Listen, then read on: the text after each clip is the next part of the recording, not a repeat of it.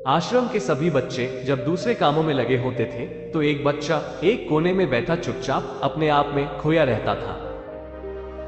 वो अक्सर किसी से ज्यादा बात नहीं करता था। आश्रम की सभी जिम्मेदारियां पूरी करने के बाद जहां सभी बच्चे पूरे दिन की घटनाओं की चर्चा करने लगते हैं, वहीं पर वो शांत रहने वाला बच्चा एक बरगद के पेड़ के नीचे बैठकर ध्यान करने लगता। सभी बच्चों को आश्चर्य होता था क्योंकि उसका कोई दोस्त नहीं था। वो अक्सर आश्रम में अकेला ही घूमता रहता था। ये देखकर उसके गुरु को बड़ी प्रसन्नता होती थी। उसे लगता था कि कोई तो है आश्रम में जो मौन यानी कि चुप रहने की ताकत को समझता है, उसके महत्व को समझता है। आश्रम के बारे में जब भी कोई जरूरी निर्णय लेना होता, उसकी राय जरूर लिया करते थे, लेकिन यही बात गुरुजी के एक दूसरे शिष्य को बड़ी खटकती थी, क्योंकि वो गुरुजी का प्रिय शिष्य बनना चाहता था। इसीलिए वो गुरुजी के सामने दूसरे बच्चों के कामों में कुछ न कुछ कमियां निकालता रहता था, जिससे गुरुजी उसे महान समझने लग जाए। अक्सर वो अपनी जिम्मेदारियां पूरी तरह से निभाने का दिखावा भी करता, चाहे उससे कोई सलाह ना भी मांगे, लेकिन फिर भी वो उन्हें अपनी सलाह देता रहता था। वो बहुत ही बातूनी शिष्य था और आश्रम के दूसरे सभी बच्चों में बहुत प्रसिद्ध भी था, क्योंकि वो सबसे हंसी मजाक करता रहता था, उनसे दिन भर बातें करता रहता था, इसीलिए उसकी सबसे दोस्ती हो गई थी। लेकिन जब आश्रम के गुरु उसकी राय ना लेकर दूसरे बच्चे की राय लेते थे तो ये बात उसे बड़ी खटकती थी। उसे ये लगता था कि वो उस दूसरे बच्चे से ज्यादा बुद्धिमान है, लेकिन गुरुजी फिर भी उसकी तरफदारी करते हैं। ऐसा नहीं था कि गुरुजी को बातूनी शिष्य के स्वभाव के बारे में पता नहीं था, लेकिन गुरुजी उसे अपने तरीके से सीख देना चाहते थे, ताकि उसकी ज्यादा बोलने की आदत, दिखावा करने की आदत, दूसरों में कमियां निकालने की आदत हमेशा हमेशा के लिए खत्म हो जाए और वो मौन रहकर ध्यान की गहराइयों को छुपाए। असल में हर सच्चे गुरु की यही इच्छा होती है।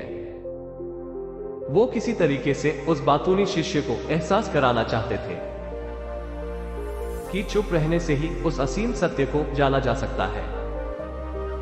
उस विराट का एहसास चुप होकर ही किया जा सकता है।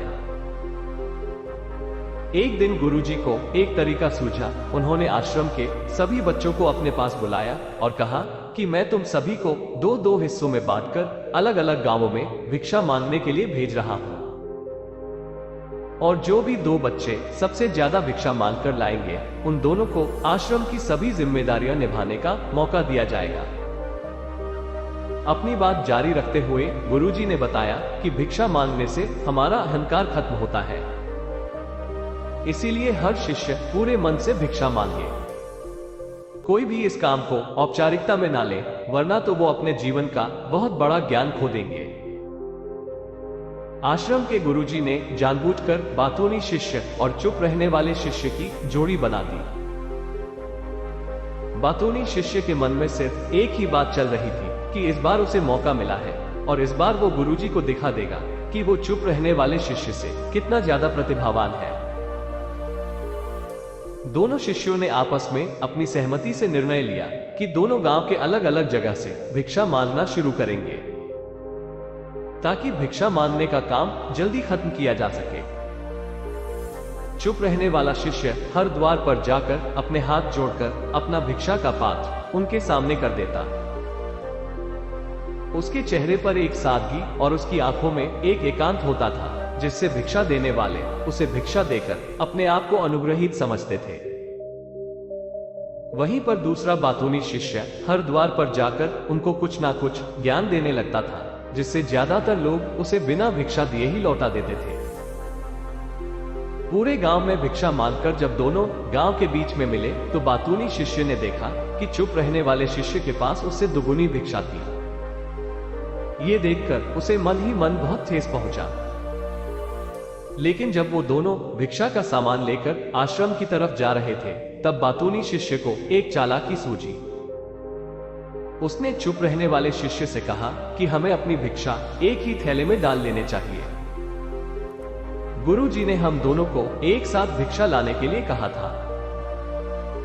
चुप रहने वाले शिष्य ने बिना कुछ बोले अपनी सारी भिक्षा उसके थैले में डाल दी।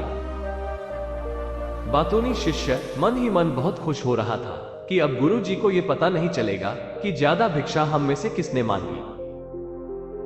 उसे लग रहा था कि गुरु जी मुझे इससे कम प्रतिभावान समझेंगे, इसीलिए उसने ये तरकीब लगाई।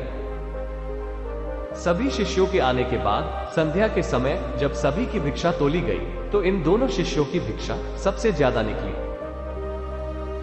गुरुजी ने इन दोनों का अभिवादन करते हुए आश्रम के सभी बच्चों के सामने उनकी पीठ थपथपाते हुए उन्हें मुबारकबाद दी और कहा कि मैं आश्रम का कार्यभार तुम दोनों को नहीं सौंप सकता, इससे आपसी मतभेद होने का खतरा रहता है।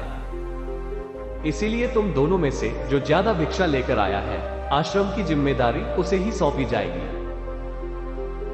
जब उन्होंने उनसे पूछा कि तुम में से ज्यादा भिक्षा कौन मांगकर लाया था, तो बातूनी शिष्य ने कहा कि गुरुजी, मैं इससे दुगनी भिक्षा मांगकर लाया था, लेकिन मुझसे गलती हो गई कि मैंने वो दोनों भिक्षा एक ही थैले में डाल दी। मुझे नहीं पता था कि आप ऐसा निर्णय लेने वाले हैं, वरना मैं तो अपनी भिक्षा का थैला अलग ही रखता। इस पर गुरुजी ने चुप रहने वाली शिष्य से पूछा कि क्या तुम इसके बाद से सहमत हो? क्या तुम इससे कम भिक्षा लेकर आए थे? ये सुनकर चुप रहने वाले शिष्य ने कहा कि गुरुजी, मेरे पास ऐसा कोई साधन नहीं है जिससे मैं ये साबित कर पाऊं कि मैं इससे ज्यादा भिक्षा लेकर आया था। असल में ये उल्टा बोल रहा है, दुगनी भिक्षा मैं लेकर आया था, ये मुझसे आधी भिक्षा लेकर आया था और इसी ने ही मुझसे भिक्षा एक थैले में डालने की बात कही थी। आश्रम से कुछ दूरी पर एक पहाड़ी थी जिसके पीछे सूरज अभी अभी संध्या के समय ढल रहा था। गुरुजी को तो पता था कि सच कौन बोल रहा है, लेकिन बाकी बच्चों के सामने सच साबित करने के लिए उन्होंने उन दोनों से एक सवाल पूछा कि पीछे पहाड़ी पर तुम्हें क्या दिखाई दे रहा है? ये सुनकर वाचाल शिष्य झट से बोल पड़ा कि गुरुजी, पहाड़ी के पीछे सूरज अपना रंग बिखेर रहा है, आसमान में लालिमा छाई हुई है, ये बहुत ही सुंदर दृश्य है। वो तो और भी बहुत कुछ कहना चाहता था, लेकिन गुरुजी ने उसे चुप करते हुए दूसरे शिष्य से जवाब जानने के लिए जब उसकी तरफ देखा तो उसकी आंखों में आंसू भरे हुए थे। श्रद्धा, भक्ति और प्रेम से उसकी आंखें भर आई थी। गुरुजी को उससे पूछने की जरूरत ही नहीं पड़ी। गुरुजी ने सभी बच्चों को संबोधित करते हुए कहा कि मैंने सवाल किया था कि पहाड़ी के पीछे तुम्हें क्या दिखाई दे रहा है?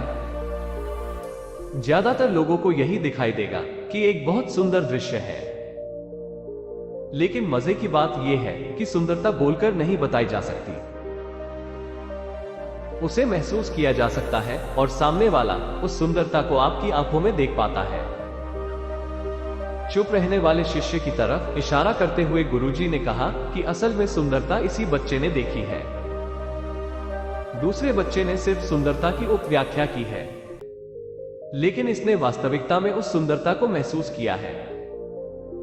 अपने आप को ऊंचा दिखाने की सभी कोशिशें नाकाम होती देख वाचाल शिष्य वहीं पर फूट फूट कर रोने लगा। उसको चुप कराते हुए गुरुजी ने कहा कि बेटा, मुझे पहले से पता था कि तुम झूठ बोल रहे हो, लेकिन मैं तुम्हें उस झूठ का एहसास कराना चाहता था। सभी बच्चों को संबोधित करते हुए गुरुजी ने बताया कि शब्द जाल की तरह होते हैं, हमारे ज्यादा बोलने की वजह से बहुत सारी समस्याएं पैदा होती हैं। जब कोई आदमी एक बात को बढ़ा चढ़ाकर बोल देता है तो उसे सिद्ध करने के लिए वो शब्दों के जाल में फंसता चला जाता है और इसी वजह से अंतर्मुखी होने की बजाय वो बहिर्मुखी होता चला जाता है। वहीं पर जिस भी व्यक्ति को अपनी अंतर यात्रा करनी होती है उसे सबसे पहले चुप रहना सीखना होता है। जरूरत से ज्यादा बोलना या फिर हर वक्त बोलते ही रहना, ये सब हमारी अंतर यात्रा में बाधा बन जाती है। जब आप चुप रहने का अभ्यास करते हैं तो आप अपने साथ वक्त बिताने लगते हैं, जिससे कि आप अपने एकांत को जान पाते हैं। और एक बार अगर मन में एकांत स्थापित हो जाए तो आपकी आंखों में, आपके चेहरे पर वो सादगी, वो एकांत, वो स्पष्टता की झलक सब कुछ सामने नजर आने लगता है। कुछ साबित करने को नहीं रह जाता, कुछ बताने को नहीं रह जाता, सब कुछ आंखों में देखा जा सकता है।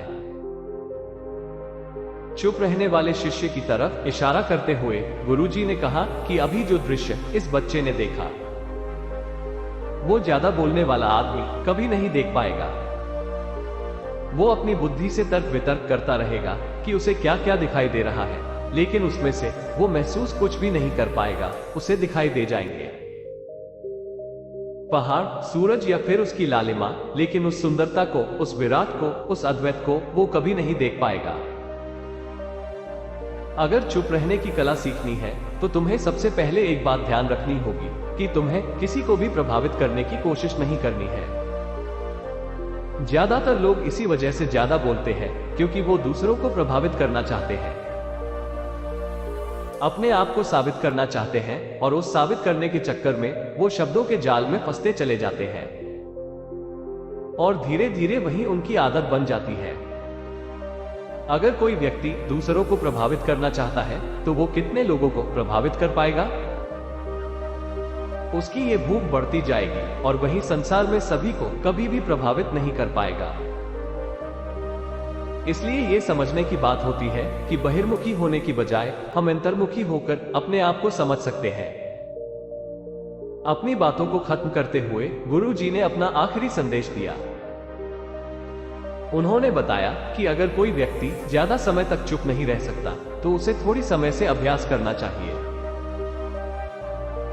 निश्चित संकल्प लेकर किसी व्रत की भांति दिन में कुछ समय या फिर हफ्ते में कुछ समय या फिर एक दिन चुप रहने का अभ्यास जरूर किया जाना चाहिए।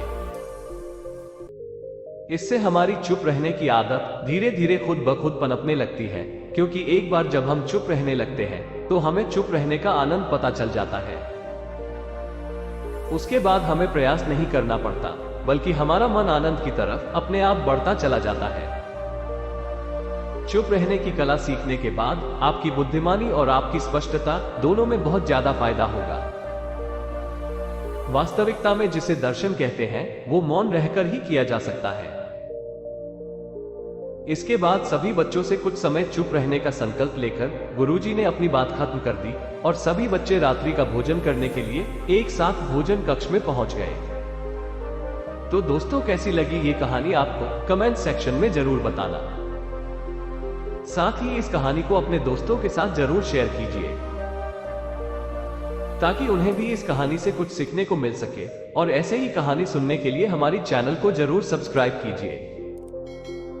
तो मिलते हैं किसी अगली कहानी में, तब तक के लिए अपना ख्याल रखें। धन्यवाद।